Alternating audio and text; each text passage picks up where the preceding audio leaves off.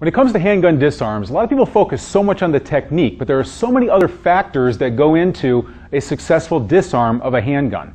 One of those comes down to the timing of when you actually make your move to disarm an attacker with a handgun. Now, unfortunately, in an adrenalized state, in that static momentum that you have going here, or the static position where most people train from, person with gun, I'm here, I come up to disarm.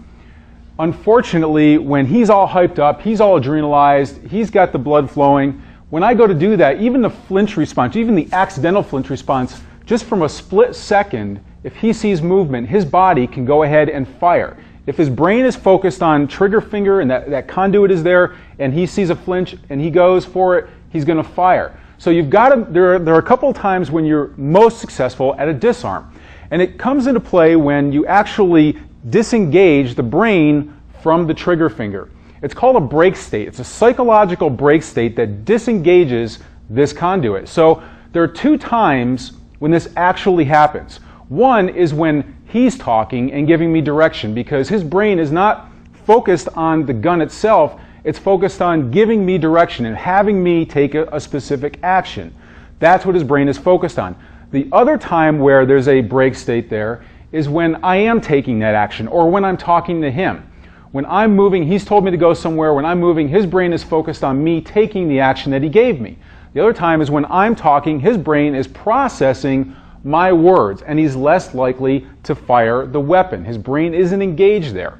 Now, one of these two break states is actually not a very good time to launch your attack, and the other one is a good one. The one that doesn't work very well is when he's talking. It is a break state, but here's the problem.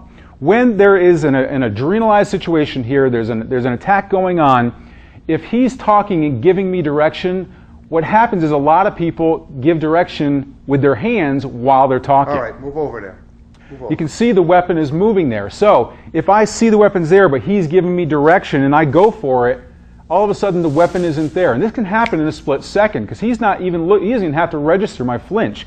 If I go for the disarm and he's moving at the same time and talking at the same time, I can miss that weapon. If I miss it, then he's more likely to go ahead and pull the trigger on me.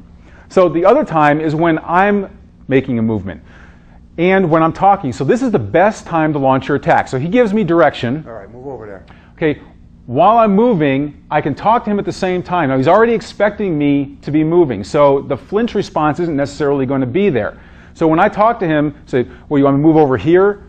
My hands and my body are moving, but that gives me an opportunity to get in at the same time, because he's less likely to move the handgun while I'm talking and moving. So he tells me, gives me direction. Over here. From here, I've got a much better chance of getting in for the disarm.